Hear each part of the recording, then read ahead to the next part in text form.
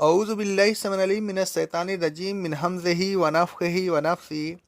سورہ بقرہ کی آیت نمبر 133 اور 134 میں اللہ رب العالمین فرماتا ہے، اور اے بنی اسرائیل، جب یعقوب کو موت آئی تو کیا تم اس وقت ان کے پاس موجود تھے جب کہ انہوں نے اپنے بیٹوں سے پوچھا، بتاؤ میرے بعد تم کس کی عبادت کرو گے؟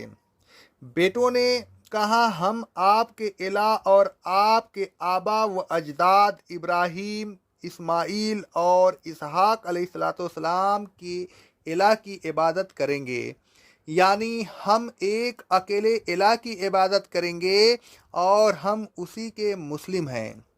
اور اے اہل کتاب سنو، یہ ایک جماعت تھی جو گزر گئی، ان کے لیے ان کے اعمال ہیں اور تمہارے لیے تمہارے اعمال، ان کے اعمال کے متعلق تم سے باز پرس نہیں ہوگی۔ حضرت یعقوب علیہ السلام، جن کو اسرائیل بھی کہتے ہیں، بنی اسرائیل کے جدہ اعلیٰ ہیں۔ تمام بنی اسرائیل انہی کی اولاد ہیں۔ حضرت یعقوب علیہ السلام کی وصیت اوپر گزر چکی ہے۔ انہوں نے اپنے بیٹوں سے کہا تھا، سورہ بقرہ کی آیت نمبر 132 میں اللہ رب العالمین فرماتا ہے، تمہیں ہرگز موت نہ آئے مگر اس حال میں کہ تم مسلم ہو۔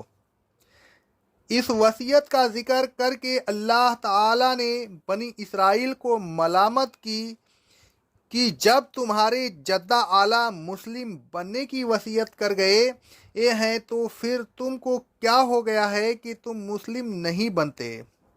آیات زیر تفسیر میں اللہ تبارک و تعالیٰ نے بنی اسرائیل کو ان کے جدہ اعلیٰ حضرت یعقوب علیہ السلام کی وفات کا وقت یاد دلایا اور فرمایا کہ نہ صرف یہ کہ حضرت یعقوب علیہ السلام نے اپنے بیٹوں کو مسلم رہنے کی وصیت کی تھی، بلکہ ان کے تمام بیٹے اسی چیز کے قائل تھے۔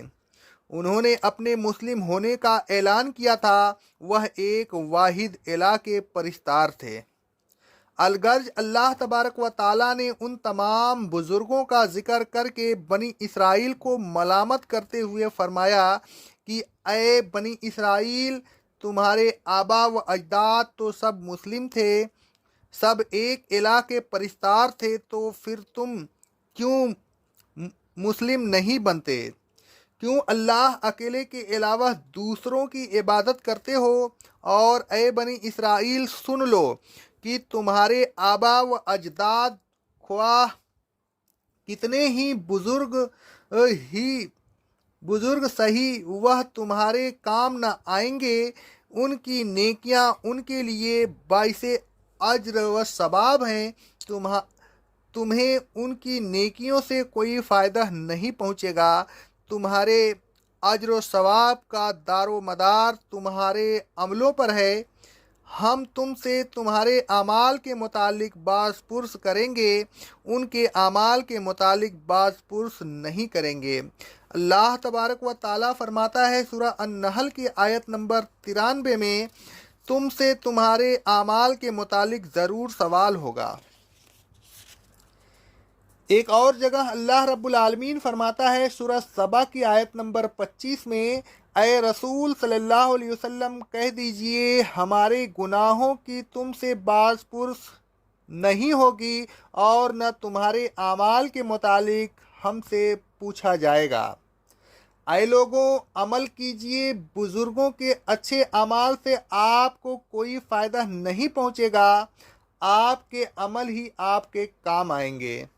اللہ تبارک و تعالیٰ فرماتا ہے سورہ کہف کی آیت نمبر 110 میں، جو شخص اللہ سے ملاقات کی امید رکھتا ہے اسے چاہیے کہ اچھے عمل کرے۔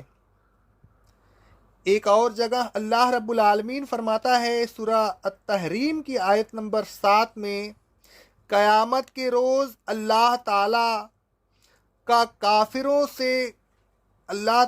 کافروں سے کہے گا، اے کافروں، آج تم اپنے عذر پیش کرو، تمہیں تمہارے عملوں ہی کا بدلہ دیا جائے گا۔